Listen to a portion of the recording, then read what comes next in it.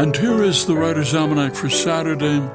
It's the 4th of September, 2021. The city of Los Angeles was founded on this date, 1781. King Carlos III of Spain ordered it on the banks of a river. Population of 44 Spanish, soon joined by 11 families from Mexico.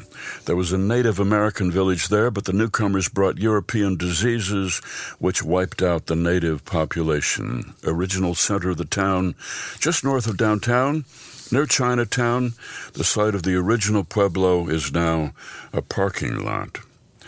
The first commercial electric power plant opened on this date, 1882, Pearl Street, Lower Manhattan. Thomas Edison flipped the switch.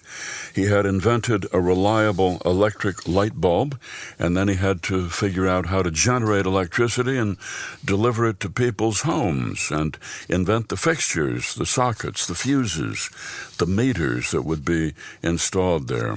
He chose Pearl Street because it was close to Wall Street and he needed investors. It's the birthday of the novelist Richard Wright, Roxy, Mississippi, 1908. Grew up in Memphis and taught himself to read at the library, moved to Chicago, worked as a ditch digger, delivery boy, hospital worker, and a postal clerk. Started writing his masterpiece, Native Son.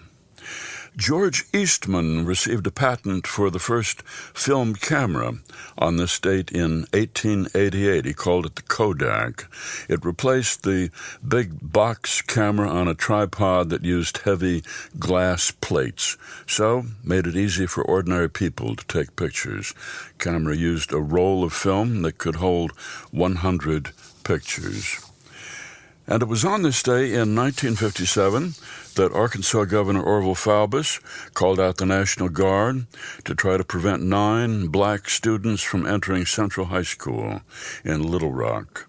In response, President Eisenhower sent in the 101st Airborne Division to make sure that they could enroll. And a few days later, he went on TV to say mob rule cannot be allowed to override the decisions of our courts. It's the birthday of the novelist Mary Renault, 1905, born Forest Gate, England, best known for her novels of ancient Greece. She worked as a nurse during World War I, fell in love with another nurse, Julie Millard. The two of them had a lifelong relationship. Her first novel, Purposes of Love, was about a young nurse's love affairs. It was her only book about heterosexual love. She turned her attention to history, traveling in Greece, teaching herself its history and customs. Novels The King Must Die, and its sequel, The Bull from the Sea, about the myth of Theseus. When President Kennedy was asked who his favorite author was, he replied, Mary Renault. Here's a poem for today, a poem from the very early 17th century by Thomas Campion, Advice to a Girl. Never love unless you can bear with all the faults of man.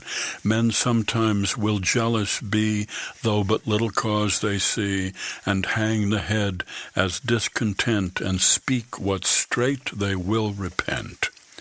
Men that but one saint adore make a show of love to more. Beauty must be scorned in none, though but truly served in one. For what is courtship but disguise? True hearts may have dissembling eyes. Men, when their affairs require, must a while themselves retire. Sometimes hunt, and sometimes hawk, and never ever sit and talk. If these and such like you can bear, then like and love, and never fear. Advice to a Girl by Thomas Campion. That's the Writer's Almanac for Saturday, September the 4th. Be well, do good work, and keep in touch.